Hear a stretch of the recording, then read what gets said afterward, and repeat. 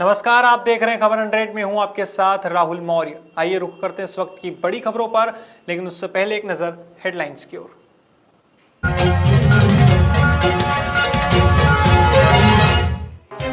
वरिष्ठ भाजपा नेता नंद कुमार सिंह चौहान का हुआ निधन, भाजपा शोक में डूबी। शिवराज सरकार का बजट आया सामने, वित्त मंत्री जगदीश देवड़ा ने बजट किया पेश। ग्वालियर कलेक्ट्रेट कार्यालय में हुई जन सुनवाई, पीड़ितों ने दिए अधिकारियों को आवेदन। परिजनों ने लगाई मेघा गौड़ के लिए न्याय की मांग, पुलिस ने दिया उचित कार्यवाही का आश्वासन।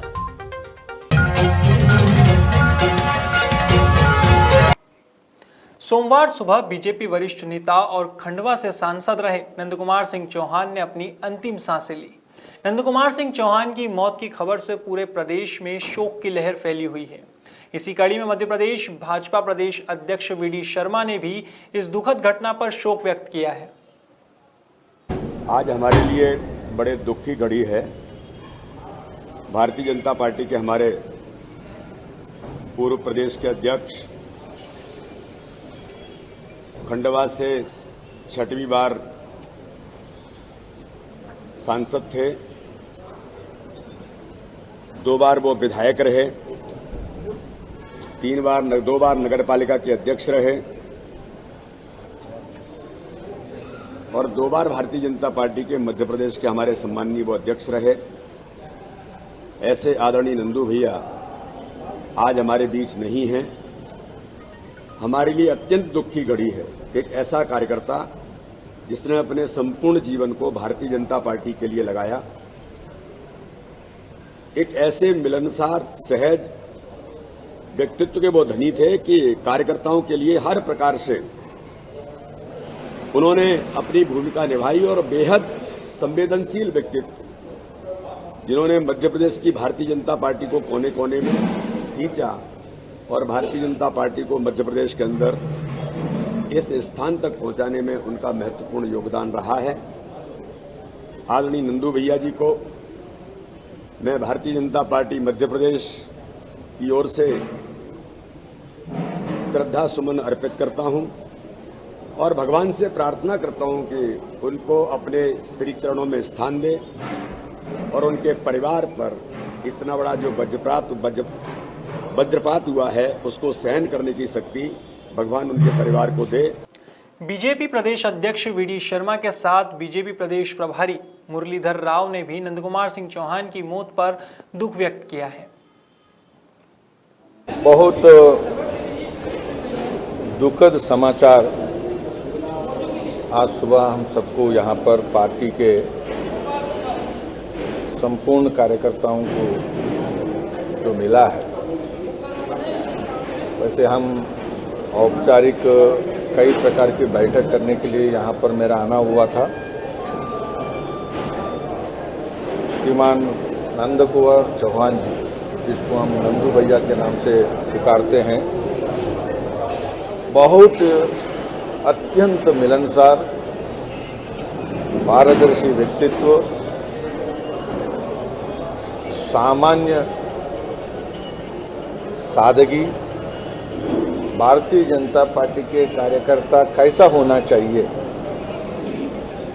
उसके लिए वे रोल मॉडल व्यक्ति के नाते हम मानते थे।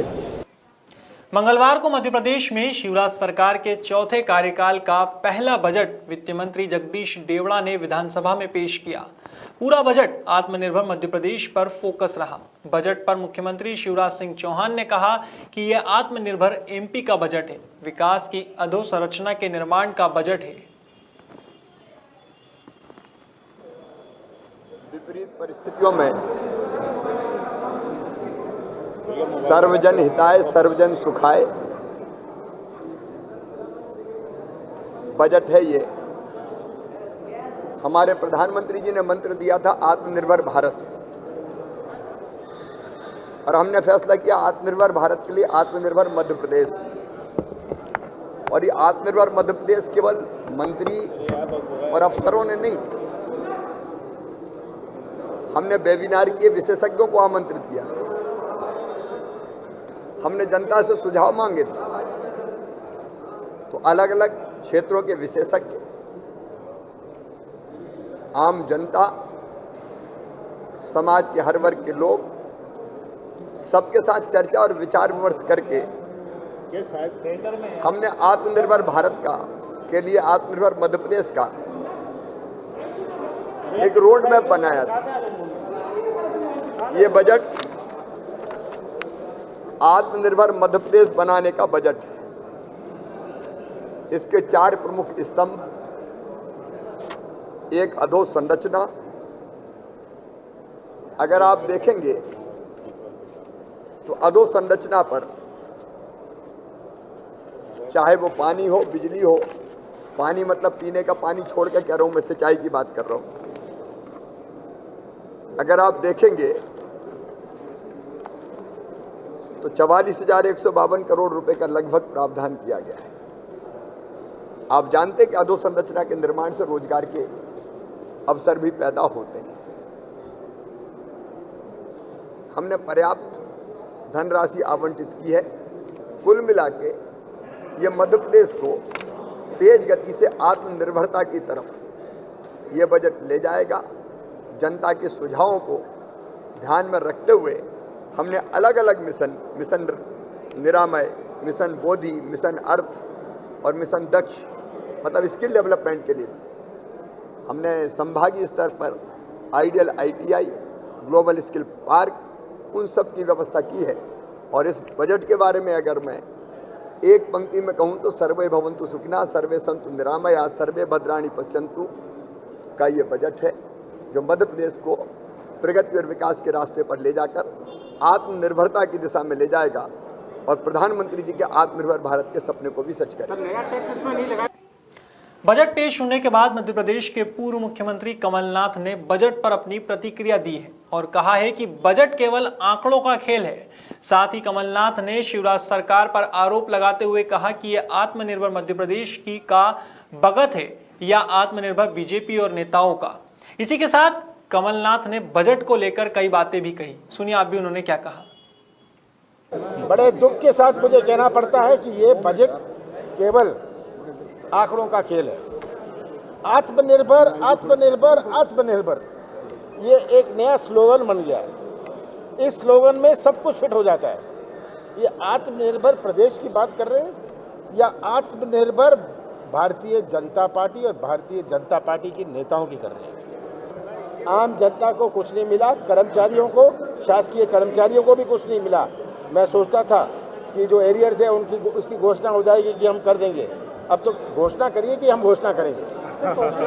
मध्य प्रदेश के ग्वालियर शहर में कलेक्ट्रेट कार्यालय पर मंगलवार को जनसुनवाई आयोजित की गई। जनसुनवाई में ग्वालियर के वार्ड क्रमांक 18 से अंकिता शर्मा ने आवेदन दिया। आवेदन में क्षेत्र में पेयजल की समस्या को लेकर शिकायत की गई।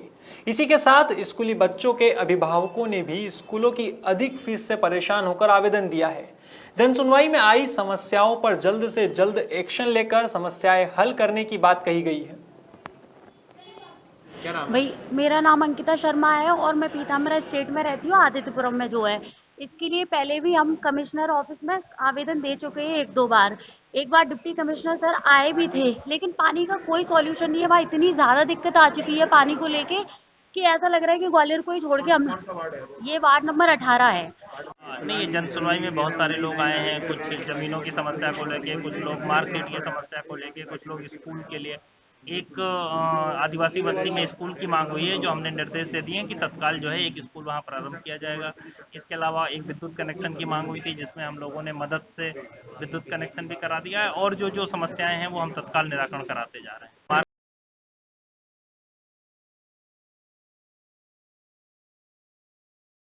भाई मेरा नाम अंकिता शर्मा है और मैं पीताम्बर स्टेट में रहती हूँ, आदित्यपुरम में जो है। इसके लिए पहले भी हम कमिश्नर ऑफिस में आवेदन दे चुके हैं 1-2 बार।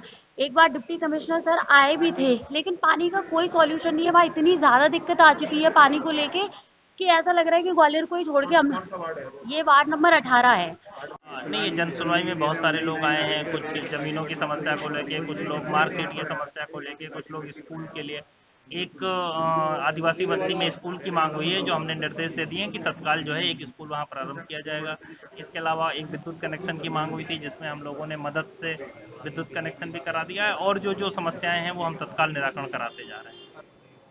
इंदौर के एमआईजी थाना क्षेत्र में रहने वाली मेघा गौड़ की मृत्यु संदिग्ध परिस्थितियों में पिछले साल नवंबर में हुई थी। इस मामले में परिजनों ने हत्या की आशंका जताई है, जिसके चलते मंगलवार को जनसुनवाई में परिजनों ने मेघा गौड़ की हत्या के मामले में उचित कार्यवाही करने की मांग की है। शादी के बाद क्या होता था? शादी के बाद से दूसरे दिन से उसको प्रताड़ित करा था सर। वो बोले दहेज में ये रखिया है, वो रखिया है, मतलब पूरा दहेज नहीं मिल पाया इसको। हार नहीं लेकर आई, चूड़ी नहीं पहन कर आई, ये सब बहनों के काम में ले लेंगे, छोटी बहनों के, ऐसा उसको मतलब बहुत ज़्यादा ही प्रताड़ित करते थे। और फिर धीरे धीरे मतलब उसका हमारे से बातचीत करना भी बंद करवा दिया, उसका मोबाइल वगैरह सब छीन लिया। उसको मतलब इतना वो करते थे कि हम लोग उससे मिल ही नहीं पाए, बिल्कुल बात हमसे 6 महीने उसकी बात नहीं हुई है सर। और फिर उसके बाद में उसको जैसे तैसे मतलब भेजना कभी शुरू भी किया, तो फिर उसको बोला कि कभी जाओ 10,000 ले आओ, कभी 5,000 ले आओ, कभी ऐसा कर लो। फिर तो अब तो 10 लाख के दहेज, मतलब 10 लाख का सीधे मांग रहे थे। क्या करता था? कुछ भी नहीं करता था सर, हमको धोखा देके उससे शादी हुई थी। कौन कौन लोग थे प्रताड़ित करने में? कौन कौन लोग थे? सास, ननद, मौसी सास, मामा ससुर, ये सब ये ने उसको आए दिन धमकियाँ देते रहते थे। और ये मामा ससुर आबकारी में था, तो बोलता था कि अगर घर पे तूने कुछ भी बताया है तो मैं तेरे माँ बाप के संग ऐसा करूँगा, या फिर कुछ नशीली दवा मतलब रख के और उनको पकड़वा दूंगा, गिरफ्तार करवा दूंगा, भाई बहनों का कैरियर खराब कर दूंगा। क्या नाम था मामा ससुर का? बालमुकुंद गौड़। सर वो मेरे घर पे आते थे और पैसे की डिमांड करते थे, तो मैंने गुड़िया को बोला भी था, मैंने कहा बेटा मैं अभी लॉकडाउन की वजह से परेशान है, पर तो कुछ धंधा पानी चालू हो जाएगा तो मैं कुछ व्यवस्था कर दूंगा तेरी। कितने लाख रुपए तक की? 10 लाख रुपए की डिमांड थी। क्या काय के लिए डिमांड करते थे वो? उनके पास शादी में कर्जा करा था या क्या करा था ये हमें तो नहीं मालूम सर, पर वो 10 लाख रुपए मांगते थे हमसे। ये सूरज भी मांगता था। इसमें मुख्य षड्यंत्रकारी कौन था? बालमुकुंद गौड़। ये क्या करता है सर? ये इसके कहने पे ही ये लोग हमारे वहाँ आते थे। हाँ। तो बालमुकुंद करता क्या? आबकारी विभाग में हेड साहब है वो। हाँ। तो अभी जिन 3-4 लोग गिरफ्तारी हुई, इसमें बालमुकुंद गिरफ्तार है? नहीं सर। क्यों नहीं गिरफ्तार हुआ अभी तक? सर वो अब प्रशासन बताएगी सर उस क्यों गिरफ्तार नहीं हो रहा। हमने एड्रेस तक दे दिया उस पुलिस को। बड़ौदा में है वो, 2 एसपी साहब ने दिया है अभी। ये 2 जने पूरी नहीं, तो बालमुकुंद बोलता क्या कि मेरी बहुत फेंक पाके? हाँ, क्या ये तो बोलते ही है सर वो कि मेरी बहुत फेंक पा गए, मेरा कुछ नहीं बिगाड़ सकता, तो मेरे पास पैसे की भी ताकत है जी। और मेरे को खुद को बोलता है कि तुम मेरे से पैसा ले लो और मेरा नाम हटवा दो। फिलहाल खबरों में इतना ही। देश और दुनिया की तमाम खबरों के लिए देखते रहिए खबर 100, जनता की बुलंद आवाज।